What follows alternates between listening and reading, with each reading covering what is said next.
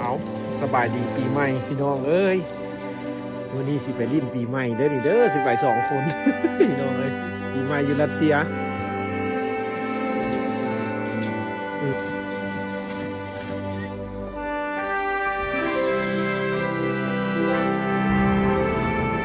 สบายดีปีใหม่พี่น้องเอ้ย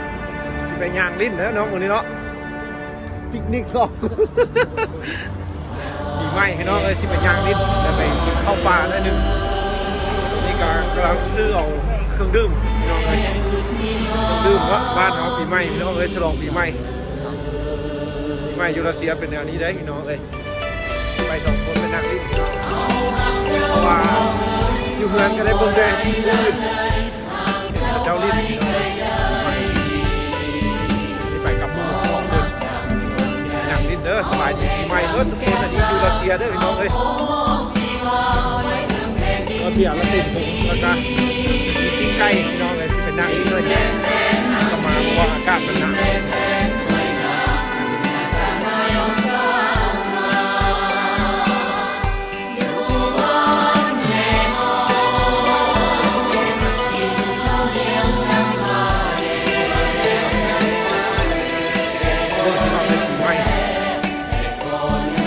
เบิร์ดที่อยู่ทุกคน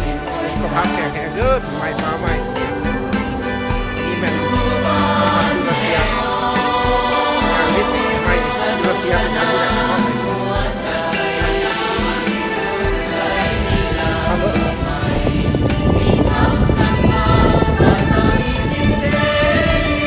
สถานที่เขาสิไปเด้อพี่น้องเลย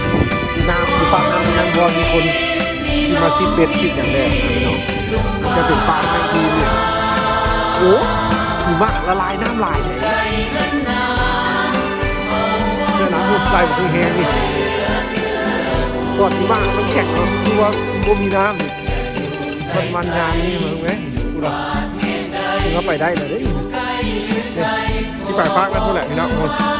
เพราะว่ามันมีแต่คนนี้แหละพี่น้องที่สถานที่ที่แบบว่าถึงแบบบ้านไม้ทีให้ชาวบ้านคนที่เป็นงานเล่นงานเที่ยวหรือว่าเป็นเบ็ด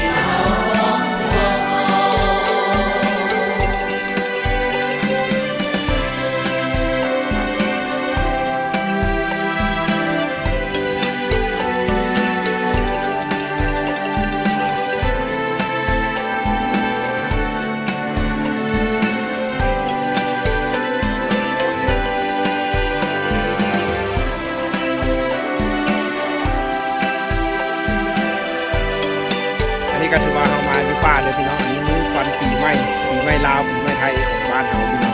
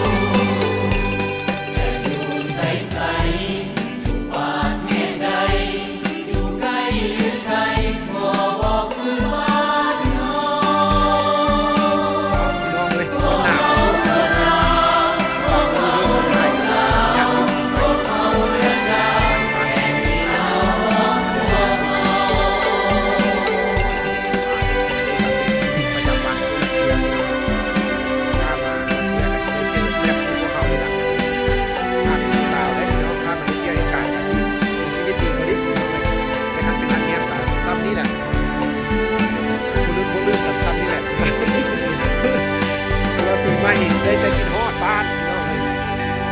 ว่าแต่เฮาได้มาตอนนี้ก็โอเคแล้วดีใจแล้วพี่น้องเลย